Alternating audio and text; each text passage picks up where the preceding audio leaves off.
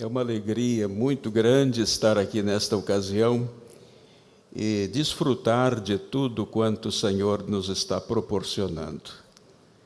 Talvez eu possa equivocar-me um pouco com o idioma, porque recentemente que estamos voltando de Espanha, onde estivemos tantos anos, e estamos muito felizes, queridos pastores, Wander e os demais pastores da igreja.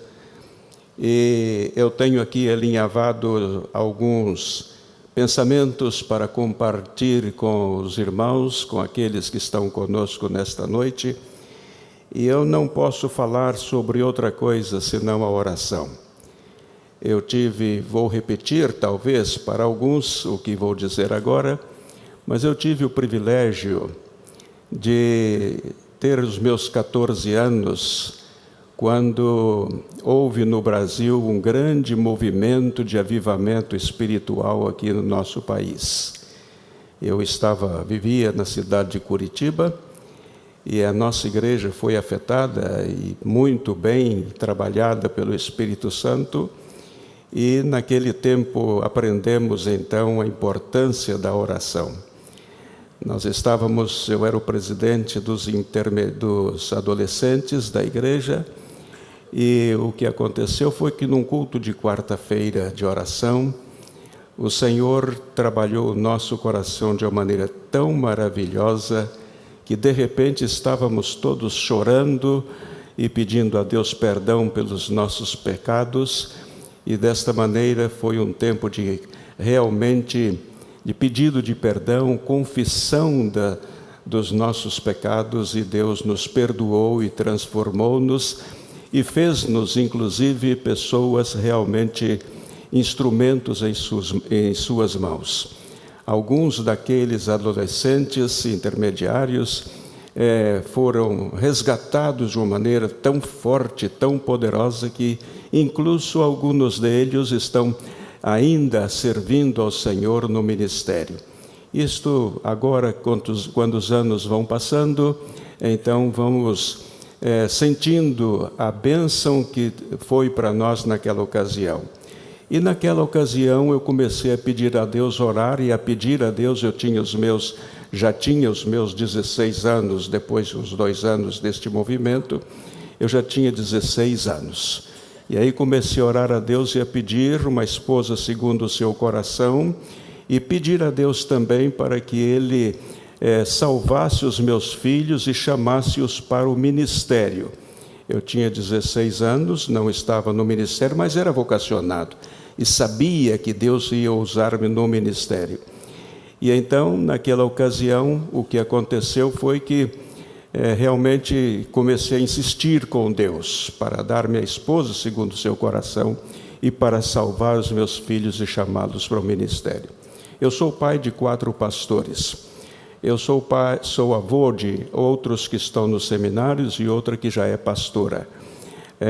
Nasceu a minha bisneta, e eu quando a vejo na fotografia, porque ainda não tive oportunidade de ir aos Estados Unidos, agora recentemente que vamos, eu olho na fotografia e digo: minha filha, você não tem muitas alternativas não, porque já faz 8 anos que o vovô está orando pelo seu chamado para o ministério, assim que não vai ter muitas alternativas, porque Deus ouve as nossas orações. Eu sou fanático por aquilo que eu faço. Eu só sou pastor há 53 anos, mas 53 anos desfrutando com alegria, com gozo. E o que mais me impressiona é que nunca tivemos um problema sério, gordo, absolutamente nada. Deus sempre cuidou de nós de uma maneira muito especial. O nosso lema, o meu lema depois se converteu no lema da minha esposa e dos meus filhos, é que o segredo no ministério, êxito no ministério é esse: joelho no chão e boca no pó. Esse é o nosso lema em casa: joelho no chão e boca no pó. E Deus faz de nós o instrumento que Ele quer. Não há nada que impeça a Deus de trabalhar no coração daquele que anda de joelho, com seus joelhos no chão, orando permanentemente ao Senhor, consultando, tendo seu tempo para oração e intercessão, porque nós fazemos essas duas coisas, fazemos a oração e a intercessão. Temos o nosso período de intercessão cada madrugada, e então, nesse tempo, nós oramos por muitos pastores, cujos nomes eu os tenho aqui no meu bolso. Assim que oramos por pessoas de vários países, pastores de vários países, missionários, cada madrugada pedindo ao Senhor. Então, eu vou falar daquilo que é o meu hábito e a minha vida. Não vou falar de outra coisa.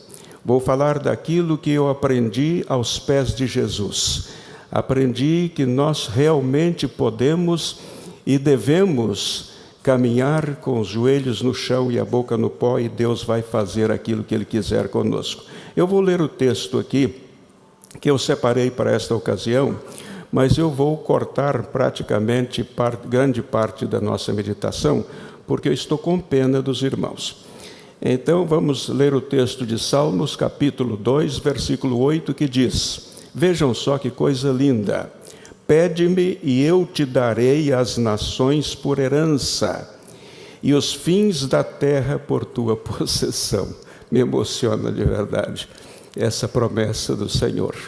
Pede-me e eu te darei as nações por herança, e os fins da terra por tua possessão. Durante muitos anos, praticamente o tempo em que saímos do Brasil como missionários, para trabalhar como missionários em outros países. No ano 71, o meu filho mais novo tinha exatamente 3 meses de idade, e ele está agora com 47 anos. Então, todos estes anos nós estamos trabalhando fora do nosso país. Mas Deus deu-nos o privilégio de ver frutos, igrejas plantadas, igrejas que estão florescendo, e desfrutamos de todas estas coisas.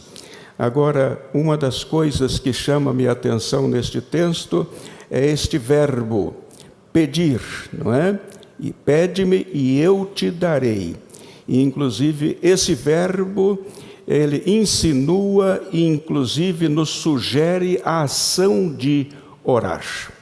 Pede-me significa joelho no chão e boca no pó. E então eu quero falar nesta ocasião sobre a oração.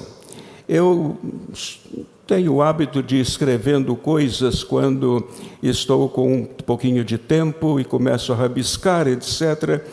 E rabisquei algumas coisas também já faz algum tempo. A oração é um instrumento que o homem tem para mover o coração de Deus. A oração é um instrumento que temos como seres humanos para mover o coração de Deus. Você não tem muitas outras alternativas. Se você quer aprender a mover o coração de Deus, para que Ele possa realmente dar atenção a seus pedidos, você vai ter que usar isso, a oração. A oração é quando você conversa com Deus sobre a sua vida. Você tem os seus problemas, tem as suas lutas, tem as suas dificuldades, tem os seus objetivos, tem os seus ideais, e então você ora ao Senhor e Ele vai ouvir a sua oração. Mas você não pode só usar a oração.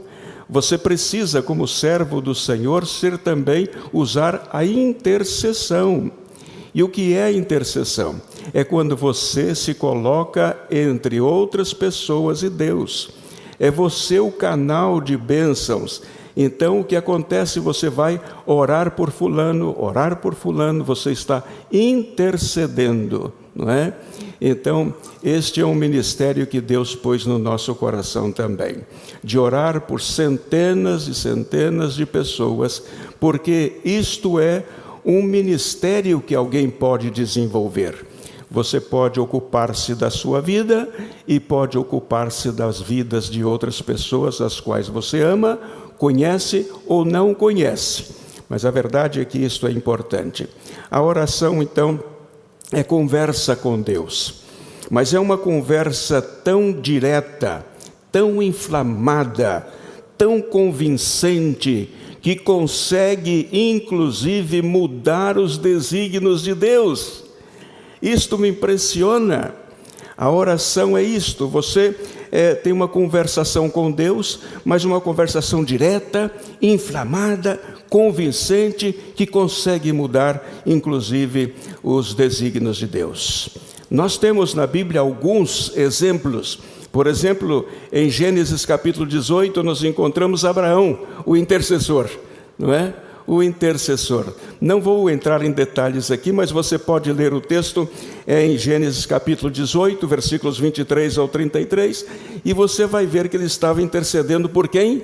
Sodoma e Gomorra. Né? Depois encontramos o Abraão também como intercessor. A oração é amor, é o amor em ação e de joelhos. Isto se chama oração. Oração é o amor em ação também de joelhos. Mas a intercessão é o amor apaixonado em ação e de joelhos. Sim, Senhor. É quando nós nos damos pelos outros, para que Deus possa abençoá-los, para que Deus possa cuidar da sua casa, dos seus filhos, etc. Então, isto se chama intercessão. Oração é trabalho, mas é trabalho duro, é trabalho intenso, é trabalho cujos frutos são a santidade pelo acercamento a Deus. Outro fruto é o amor. Pela nova natureza que recebemos de Deus, nós aprendemos a amar as pessoas que ainda não chegaram ao conhecimento de Jesus. A oração é bondade, a bondade pelo exemplo do nosso Deus. Aprendemos também com Jesus, que orava pelos demais. Também a intercessão, a oração, é a mansidão, pela necessidade dos homens, que necessitam, homens e mulheres, obviamente. A oração é alegria. Por quê? Porque faz-nos sentir gozo quando vemos os resultados da nossa oração e da nossa intercessão. A oração é entrar no coração de Deus e discernir quais são os seus projetos para a nossa vida. Como você vai conhecer o que Deus quer para a sua vida, se você não ora e se você não consegue entrar no coração de Deus para discernir com clarividência quais são os planos dele para a sua vida. É coisa linda, né? Saber que temos temos esse instrumento que nos facilita a discernir, como disse, a vontade de Deus e com clarividência para fazer aquilo que Ele quer de nós. Orar é expor-se diante de Deus, é abrir-lhe a porta da nossa alma e permitir-lhe um exame da nossa vida íntima. Eu conheço alguns que têm dificuldade de orar porque têm medo do discernimento de Deus, porque quando começamos a orar, Deus vai entrar no nosso coração, vai ver a nossa vida, o nosso coração, e alguns têm medo. Tem algum pecadinho escondido, pecadinho gostoso de viver, e de repente tem medo, né? Então, por isso, evita conversar com o Pai. Porque se Ele consegue perscrutar o nosso coração e discernir que é o que está passando dentro da nossa alma, então é perigoso orar. É perigoso. Assim, se você tem propósitos realmente de servir ao Senhor, então você vai precisar realmente orar. Oração é audiência privada com o Pai na sala do trono da graça. Você sabia disso? Que a oração é uma audiência privada com o Pai? Nós temos uma audiência privada com o Pai na sala do trono da graça. Somos milhões e milhões esparcidos por todo o mundo, mas Deus dá a atenção individualizada para cada um de nós. É uma audiência privada. Eu entro na sala do trono da graça. Essa definição se me ocorreu quando eu vi na televisão o John, filho do presidente Kennedy, que o presidente estava atendendo algumas pessoas, de repente o menino abriu a porta, entrou pela porta e foi por debaixo da escrivaninha do presidente, passou por debaixo e estava ali, porque ninguém podia chegar ali naquela hora, mas o seu filho sim podia chegar. Que coisa linda, né? Pois assim passa conosco. Deus está no trono da graça. E de repente nós podemos entrar e passar por debaixo da escrivaninha e sentar no colo de Deus, como John fez. Aquilo me chamou tanta atenção que eu comecei a pensar na oração como isso, não é? É audiência privada com o Pai, ainda que seja circunstancial. Algumas pessoas não se dedicam tanto em orar porque têm receio de ser descoberto alguma situação indevida. Então não se aproximam de Deus, se esquecem da oração. Mas se você começar a orar, nós estamos aqui num tempo de estímulo à oração. Então, se você começar a orar, saiba que Deus vai perscrutar o seu coração e vai discernir as suas necessidades para melhorar a sua relação com Ele e com os homens. Coisa simples, né? Coisa simples. E é mesmo assim. Nós temos o exemplo dos discípulos de Jesus. Lhe pediram, os discípulos de Jesus, quando viu como Jesus trabalhava e agia e reagia, eles disseram: Senhor, ensina-nos a orar. Ensina-nos a orar. Eles se deram conta que aprendendo a orar, eles teriam as respostas para todas as suas dificuldades, situações, em tudo. É lindo saber disto. É bonito discernir que quando eu peço a Deus, Senhor, ensina-me a orar. E Deus vai nos ensinar.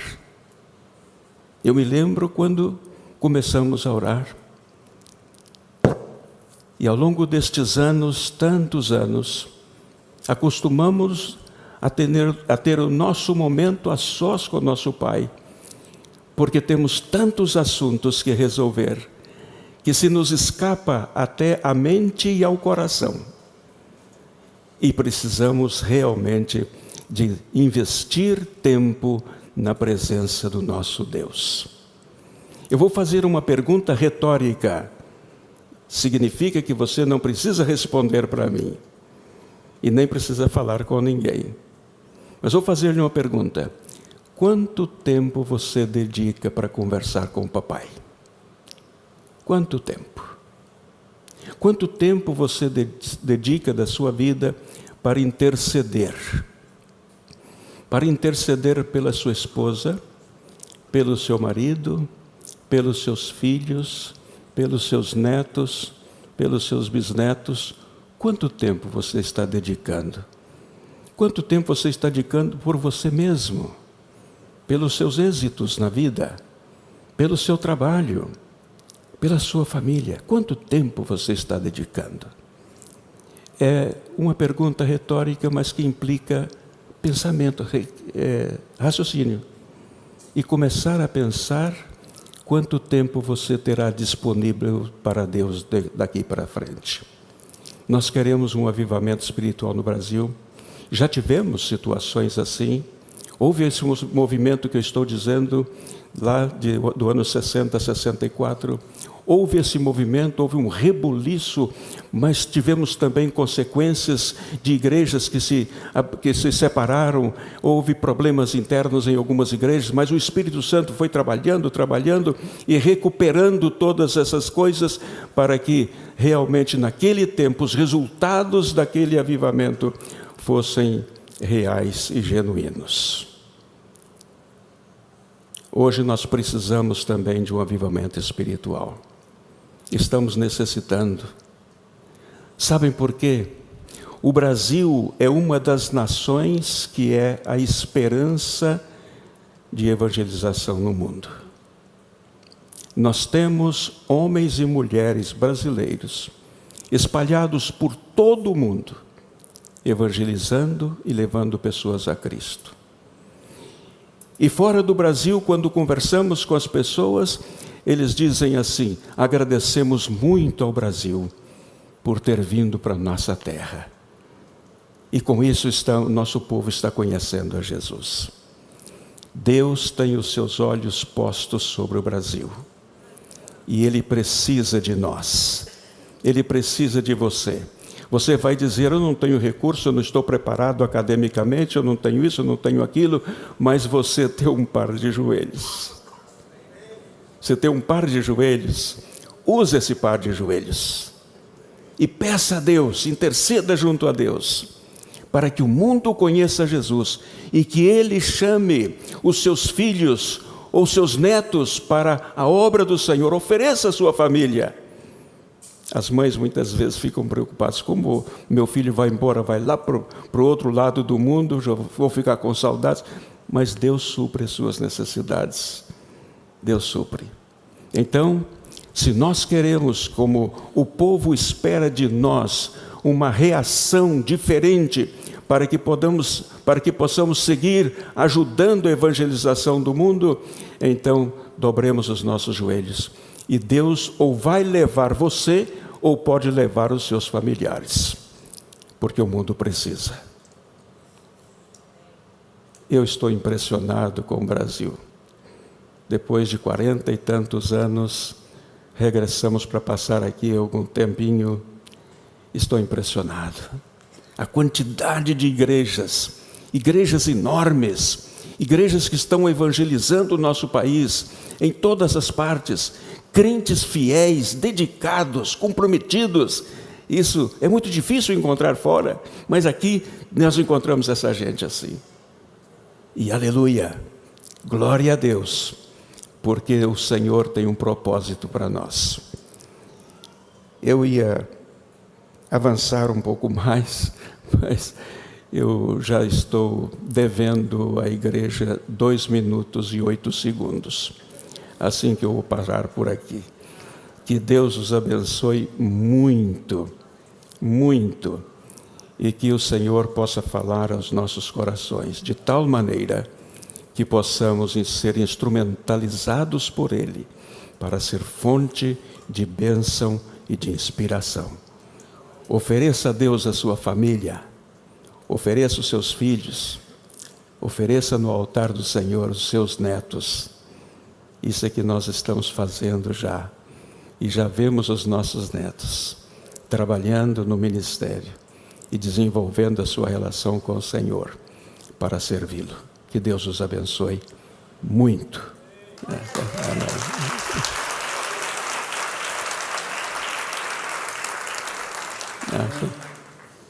Vale. Ok, obrigado. Pode saltar um pouquinho aí.